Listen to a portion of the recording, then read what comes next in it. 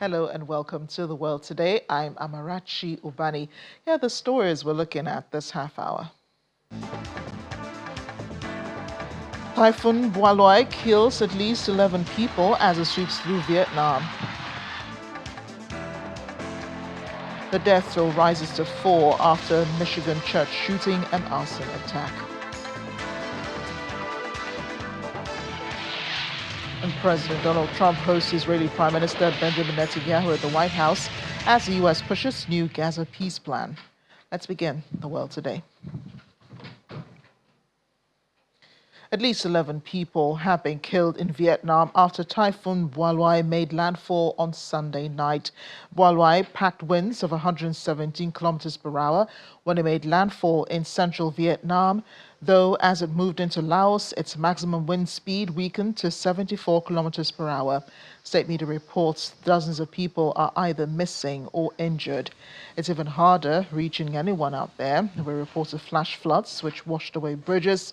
Roofs were torn off buildings as the winds off Bualoi packed tough winds that caused the damage. And as it made its way to Laos, the typhoon had already killed more than 20 people in the Philippines since Friday. It's the latest in a string of powerful storms hitting the region, coming on the heels of Typhoon Ragasa, which killed at least 28 people in the northern Philippines and Taiwan before making landfall in Hong Kong and in China. Officials say the overall death toll from Bualoi, Ragasa, and another recent storm has risen to 26 in the Philippines. They warn that climate change is making typhoons stronger and more frequent. Let's head to the White House now, where I do beg your pardon, the death toll has gone up for the shooting at a church in Michigan on Sunday. It's now 4 people who are been reported dead. 8 others were injured. The gunman reportedly drove into the Church of Jesus Christ of Latter-day Saints, opened fire and set the building ablaze. Officials say the attack happened during a Sunday service. The suspect was shot dead by police and has been identified as 40-year-old Thomas Jacob Sanford from Burton, Michigan. Authorities are investigating the incident as an act of targeted violence. However, they say the motive remains unclear. White House Press Secretary Caroline Leavitt said the Federal Bureau of Investigation is trying to understand more about this, how premeditated it is, and how much planning went into it, and whether he left a note. Let's head to the White House now, where U.S. President Donald Trump is meeting with the Israeli Prime Minister Benjamin Netanyahu and is expected to push a new peace plan to end the Israel-Gaza war. Mr. Netanyahu said nothing has been finalized yet, while Hamas said it has not formally received the proposal. Israel is under increasing global pressure to end the conflict and the occupation of the West Bank. The U.S. president has also previously stressed he will not allow Israel to annex the Israeli-occupied West Bank. Today's meeting comes as a wave of Western nations, including the UK, Canada and Australia, formally recognize an independent Palestinian state.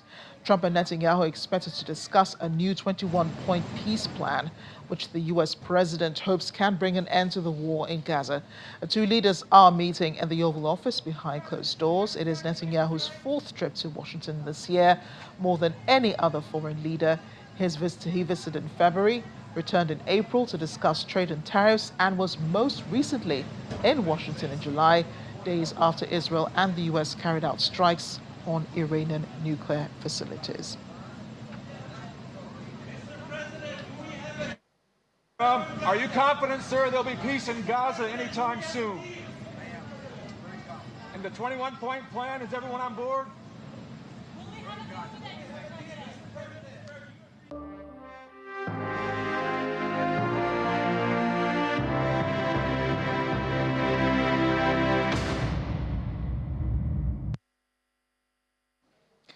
Following his speech at the UN General Assembly last week, Nigeria's Vice President Kashim Shettima has assured Nigerians living in the diaspora of robust engagement in policies and programs of the administration of President Bola Tinubu with a view to positioning Nigeria in its rightful place among the Committee of Nations. He was attending a meeting with members of the community in the U.S. on the sidelines of the 80th session of the UN General Assembly. He said Nigeria is on the path to reforms being undertaken by the president under the Renewed Hope agenda. We are making progress. The Nigerians go and conquer the world. That's right. Nigeria no go carry last. Yep. The economy is booming. And be rest assured that we'll have a very robust engagement with my boss when we get back home. Honestly, we are not tapping into our diaspora. Yes, sir. Yes, sir. We ought to do much better. Nigeria, that's why the action is. Beams was talking about food crisis in 2050. By that 2050, some of you are holding American passports. By 2050, Nigeria will surpass the United States as the third most populous nation. And by the end of the century, Nigeria will be the most populous nation on earth. There are beauty in numbers. And we are a rich country. We have no business being poor. Wherever I go, whenever I meet foreign delegations or anything, I tell them no. I carry my poverty with dignity. I'm not coming here with a begging bowl. No. I want to deal with you on a pedestal of equality. My country is rich. I have no business being poor. That's right. Our entire ecological zones. There are certain parts of Nigeria, if money is to be grown, believe me, you can grow money in Kebbi. You can grow money in Niger State. Yes. In terms of natural endowments, we have 44 different mineral resources in Nigeria. African leaders spoke with one voice at the just concluded United Nations General Assembly in New York, so says foreign affairs analyst Ero Ibafidon. He was reviewing addresses at the General Assembly Hall as African leaders called for reforms within the global agency. He says no one country had more spotlight than the other, and that the UN will do well to heed the suggestions for a permanent seat for Africa.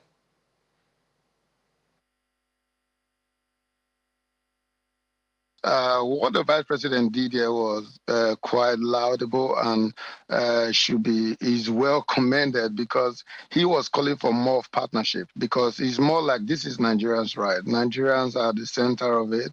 And like he mentioned in his speech, Nigeria is the third largest population in the world. So our voices should not just be, people shouldn't be making decisions for us. We should be at the center of where decisions are being made on the global stage, mostly at the United Nations. So yeah, I think it's more of him calling for partnership. Let's work together to actually achieve more, rather than him actually just meeting. It was more like, let's work together so that we can achieve more together, and we can champion a lot more together. That is what I think that meeting was more about, more of let's partner, let's work together. Do you think that President Tinubu should have attended the UNGA?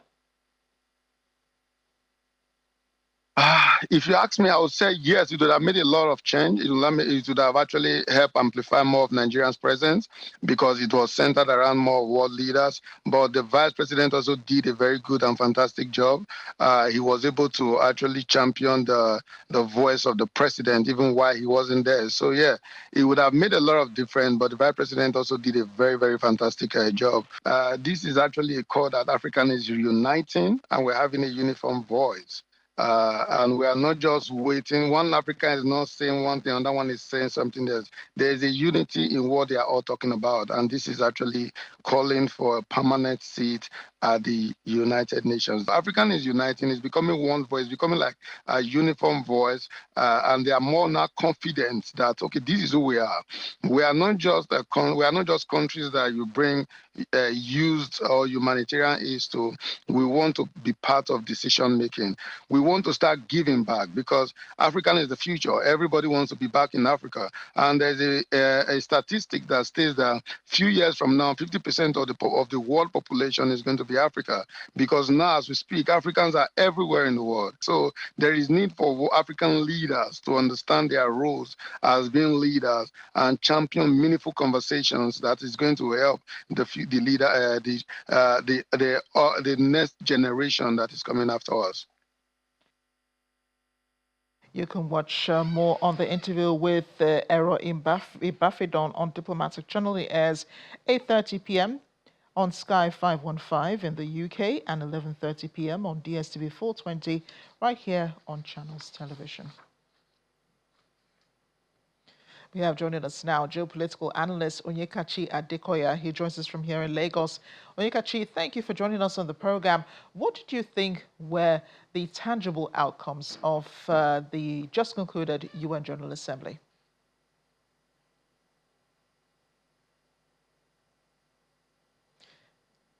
We really can't hear you. I think you need to unmute. Okay. Good evening, Namachi. Can you hear me now? Good evening. Perfectly. Crystal clear. Okay, super. So I think firstly we need to go by what the reports have said. Based on the available reports, the UN did make some progress in terms of AI governance, some adjustments to the SDG goals. Unfortunately, on the team, there's a bit of a paradox. More for Peace, is the 80th session of the UNGA. On the typical issues of peace in Gaza, Ukraine, and even the skirmishes in Western Asia, I don't think much was achieved. And again, the statement of the President of the United States crystallizes what, again, some people have argued that the UN has become, to say that it's just a talking, more or less like a talk show, where people come and talk and make arguments and nothing gets done. So if you ask the outcome, really, the outcome would just be on softer issues. There was some progress on non-communicable diseases, on AI and AI governance and initiatives around AI. On the SDG goals, some movement there. In terms of funding, the gap still remains. There's a shortfall of about $2.5 billion. Only about 38% of the current needs are being met by the UN. So again, those are the numbers there. You make up your mind what to take from what has come out of this. From what we're seeing, not much was achieved, really. Yeah, and many leaders were very critical of the global agency. They forget that the main reason why many functions in the UN are hindered is because they themselves have refused to make decisions on some of the made very little implementation of some of the decisions taken at the UN General Assembly. What do you think is the future of the UN after these meetings? The UN is not doomed just because of how the 80th session went of the UNGA, but the UN clearly looks like it's on a slippery slope. Again, some argue that because of the way the UN was formatted, based on the assumptions of 1945, fast forward to 2025, now you cannot see hold those same assumptions. A number of countries are calling for reform, at least to bring the UN to par with the realities on ground, as it were. Again, you have the veto paralysis. Some are also arguing that perhaps there has to be a limit to veto.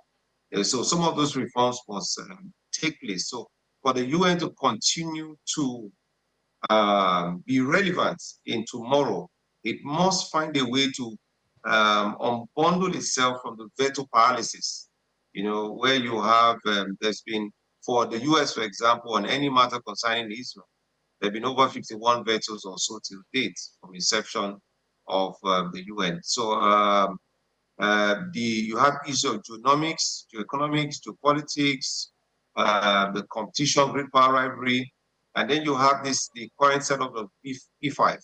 I think that's the biggest constraint that the UN currently has, that we are now approaching an anarchical world order where great powers don't have a check to their powers, and where we're nearing a world where might is right, and where people can move in and take territory and move in and begin operations even within territorial waters of sovereign states, and just because a narrative says they can.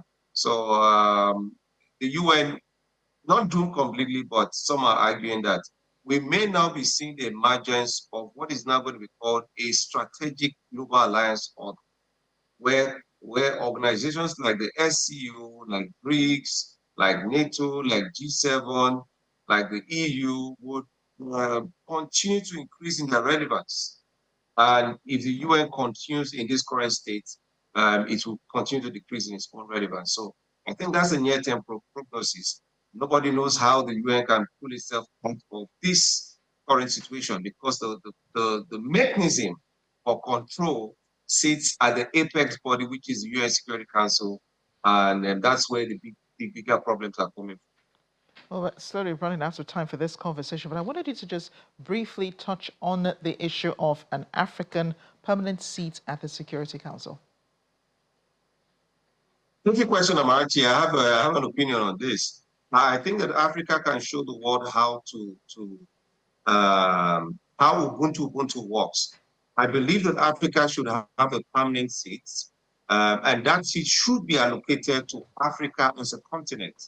Now, within Africa, a rotation can be achieved within the different regional blocks. Whoever has the presidency, a mechanism can be worked out. But this seat doesn't divide Africa because the UN, while diminishing in its relevance, is still a major multilateral organization, and where we need to have a voice. So let's get the seat for Africa, but let's find a mechanism to rotate among regional powers in Africa so that Africa gets the seat, but we don't lose focus. Well, actually, we need to focus more on the Africa Continental Free Trade Area, which has the possibility to grow Africa's GDP to over $18 trillion, and to pull over 300 million people out of poverty. Intra-trade between African countries is the goldfish that Africa needs to focus on. So this UN seat should not divide us. Rather, it should bring us together in an understanding that, if we look inwards or more and trade within ourselves, we can achieve better as Africans. Thank you so much, Onyekachi. I appreciate you joining us on The World Today, a take on the outcome of the UN General Assembly. Thank you for having me.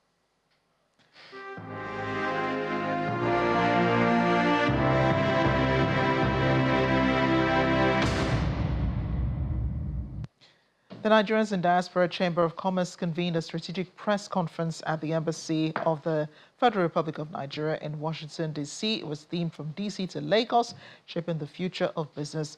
Our correspondent Maria Bird reports. The Nigerians in the Diaspora Chamber of Commerce convened a strategic briefing at the Embassy of the Federal Republic of Nigeria in Washington, D.C., themed From D.C. to Lagos, Shaping the Future of Business.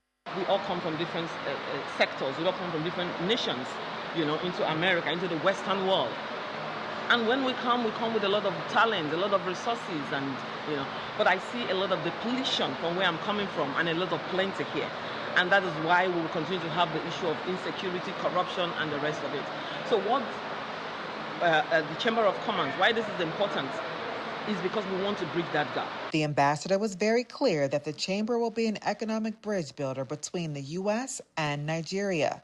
This focus was a consistent theme throughout the event. The project is being purchased today. And knowing what we represent and knowing what Nigeria has in terms of its richness in minerals, in richness in culture, all types of resources, then Nigerian Diaspora Chamber of Commerce will be like a bridge builder to bring businesses between the two countries and even assist the embassy in deepening relations, actually in the areas of trade and investment. The chamber will allow the diaspora to bring resources together to maintain economic stability and growth. Every conversation I hear, the African nations want investment so they can move forward.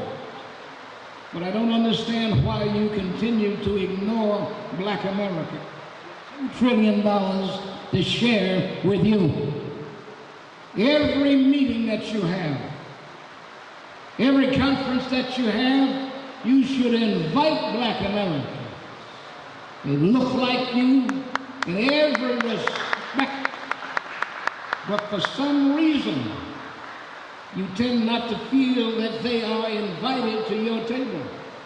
Friends of Nigeria in the diaspora will have an opportunity to sort of share in their business ventures, to have that sort of network that will bring resources to not only Nigeria, but to Africa as a whole. The president and CEO of the chamber said it's not only about Nigeria, it's about Africa.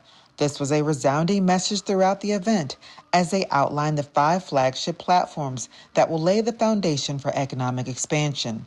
The event sets the stage for the chamber's grand project launch slated for December 15th through the 16th in Lagos. From Washington, Maria Bird, Channels Television News.